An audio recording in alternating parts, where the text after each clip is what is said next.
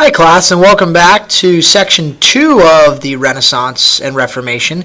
Today we're going to talk about the Northern Renaissance, and we're going to move out of Italy and up into the northern part of Europe, where the Renaissance takes a little bit longer to get up there. So we're first going to talk about why that's the case. Then we're going to talk about the great writers and thinkers and artists of this period of the Renaissance. You'll know a few of them from your English classes, I'm sure. When we look at the Northern Renaissance, the real heart of the Northern Renaissance is a place we call Flanders. Okay, Flanders right up over here on this map. If you look at Flanders, what you would see in modern-day countries would be Belgium, Luxembourg, parts of Holland, and parts of northern France. So that's what those countries are today. But at the time of this time period, we call it Flanders, a big wool-producing region, and really the end of that giant trade route. If you look down at this map down here, that went from Constantinople up through Italy, and then up here again into Flanders. Some other places we're talking about, obviously the Holy Roman Empire, which is all in this area, and we will be talking about England, obviously this island up here that we've talked about. So this map over here, if you want to study it a little longer and pause the video, you can kind of look at what the world is looking like as far as Europe is concerned in 1648. So when we think about the Northern Renaissance, the big idea is that it slowly happens, as opposed to the Italian Renaissance, which happens far before this time period. It takes a while for these ideas of classical and all this blending of humanism to move up into the north of Europe, and there's a few reasons for that. Northern Europe takes longer to recover from the Black Death. Though the Black Death hit Italy very hard, they had the infrastructure, they had the trade, they had the wealth to rebound a lot more quickly than what was quite an agrarian Northern Europe. So they don't rebound as quickly, and they don't really get on board with all this learning as quickly. Really only after 1450 did Northern Europe enjoy the economic prosperity and growth of arts. Okay, so again, it takes Northern Europe almost 100 years to get back from the Black Death, whereas Italy recovers economically more quickly. We talk about you can't have art without patrons and patrons without good economics. Another big difference with the Northern Renaissance is that your patrons were kings and nobles, not merchants and bankers like in the South. Okay, so different kinds of patrons. You see that it's not a middle class. There's not that big of a middle class yet in Northern Europe. So a lot of your kings and the nobility are the people who are paying for artists, not those merchants and bankers like when we think about the Medicis in Italy. Some of the artists we're going to look at, and we'll look at their paintings in class for the most part. We're going to look at artists who are far less classical. They're further away from Rome. They will use perspective, but they will also have new mediums. The biggest one that we can think of for the Northern Renaissance is oil painting. Before this, what you would use to mix paint would be egg whites. In the Southern Renaissance, you use eggs and you mix it with some kind of a powdery mix of a color you had made. And in the Southern Renaissance, the paintings are a little lighter. Where when we see the Northern Renaissance, we'll see that the paintings are darker, more pronounced. And oil painting is a big advancement. But for the most part, we will see that the paintings of the Northern Renaissance are more rural in what they depict in a lot of ways. So they will be humanist, but it'll be more peasant scenes. You're not going to have scenes so much of classical columns in a lot of ways, and also far more focused on a lot of this religious humanism we're going to talk about.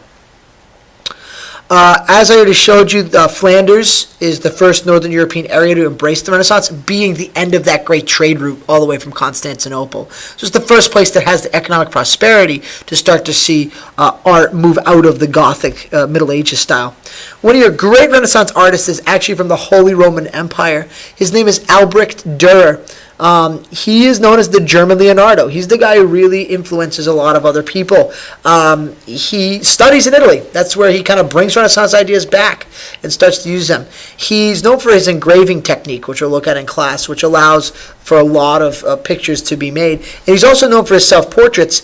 In particular, our conceptualization of what Jesus looks like, long hair, Caucasian with a beard, actually comes from the fact that Albrecht Dürer, in a lot of his paintings, used himself as the model for Jesus. Pretty interesting to think about. Another great Northern Renaissance artist is Jan van Eyck. Okay, he also has a brother named Hubert. They are Flemish. If you're from Flanders, you're called Flemish.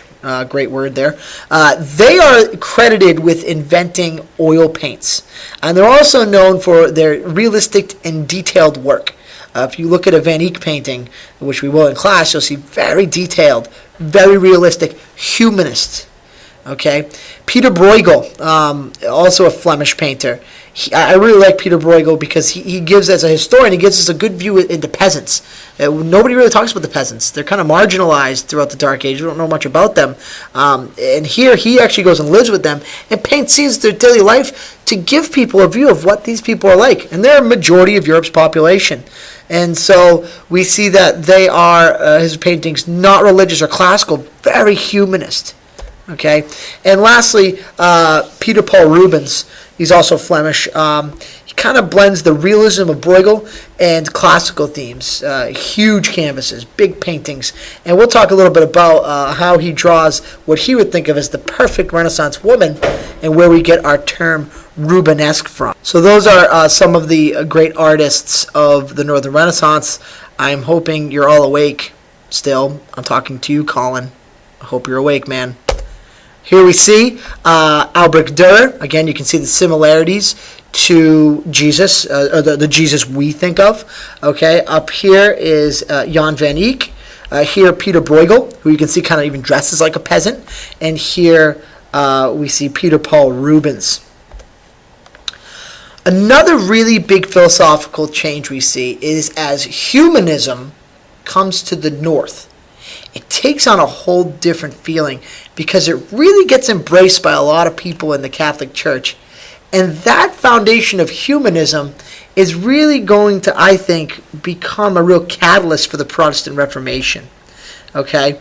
Obviously, like the Italians, Northern humanists are going to stress education and classical learning. That's what humanism is, looking at the world around you, okay? Getting back to the classics. Northern humanists, as I said, though, blend the classics with Christianity.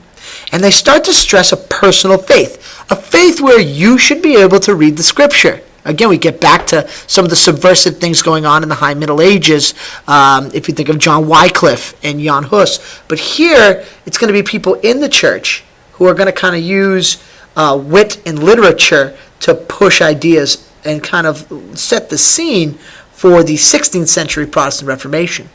One of the biggest critics of the church at this point using humanism is a gentleman named Desiderius Erasmus. He's from Holland. He's a Dutch priest.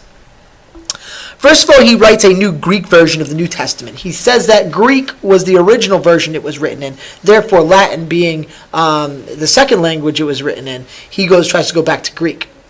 He actually wants the Bible written in vernacular. And instead of actually taking on the church head on, which would probably have him end up being burned at the stake, he writes a book called The Praise of Folly. And this book actually uses humor to expose corrupt behavior in the church. Okay, so literature telling a story to critique something.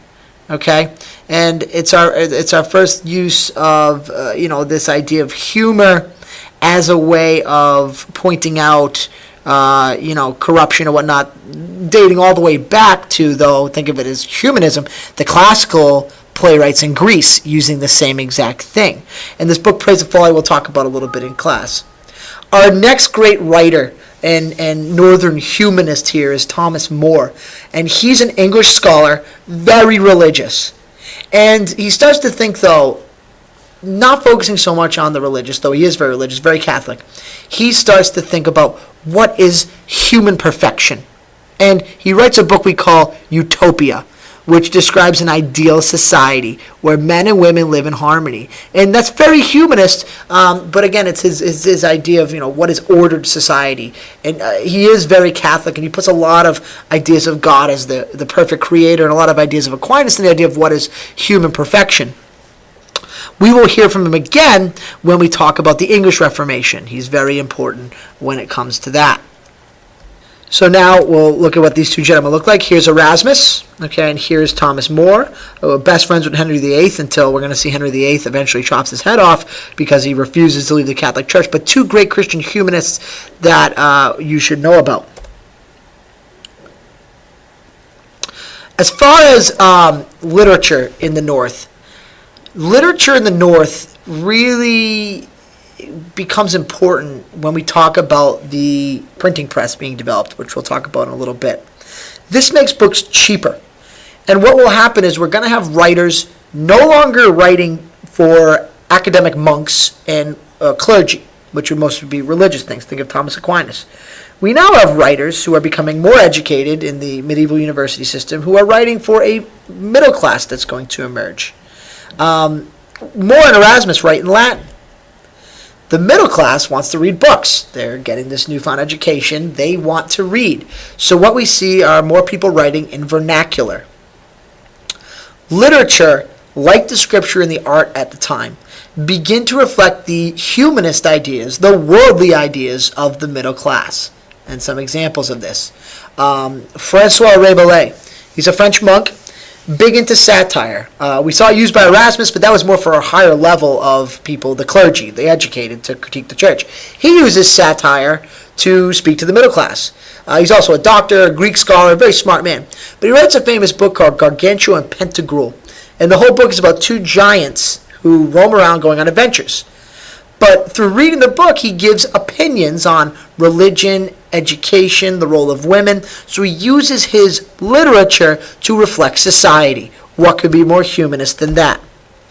Somebody you all know and love, Bill Shakespeare. English playwright, 37 plays in 23 years. I'm sure you've probably read some of those, or at least read the Spark Notes, or pretended to read some of his works. I think probably Romeo and Juliet this year. Writes comedies, histories, tragedies, and reflects, what do his plays reflect? Human emotions, jealousy, lust, pride, passion, all of these human emotions, hearkening back to that classical idea of drama we talked about. So he really does use the Greeks as a model, and then what does he use? English language, vernacular, and he brings these things into the modern age of the Renaissance. Really, really humanist. And last but not least, Miguel de Cervantes, Spanish novelist, because the Renaissance eventually even makes it to Spain, which has been newly taken back from the Muslims. He writes a well-known work, Don Quixote, again, kind of a satire. He pokes fun at those Middle Ages ideas of nobility and chivalry and says, those are silly now. We're in a new age, okay? So he champions the Renaissance, okay? So here we have some words that Shakespeare actually either combined together for the first time or used for the first time. Pretty awesome, so you can look at these. And here we see Francois Rabelais. There's Bill Shakespeare rocking the earring. He would get a detention at Fian.